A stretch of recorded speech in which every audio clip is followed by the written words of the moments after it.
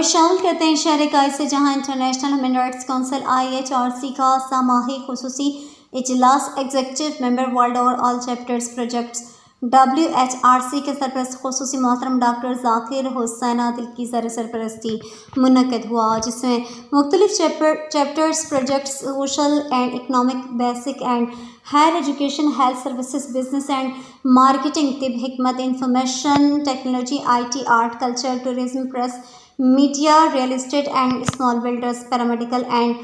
میڈوائفری، ماحولیاتی تحفظ، شجرکاری، تسلسل، vocational and technical, beauty, hair and skin care, shopping and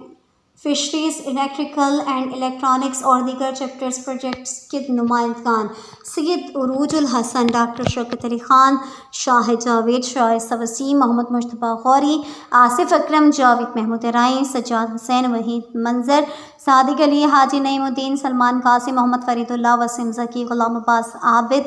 عائشہ فیاض، فیصل شیروانی، ذوالفقار احمد، حنا مشتاق، فہیم، شہباز حسین، شایان عباس اور دیگر نے محترم ڈاکٹر ذاکر حسین عادل کو اپنی رپورٹ پیش کی اور کارگزاریوں سے آگاہ کیا۔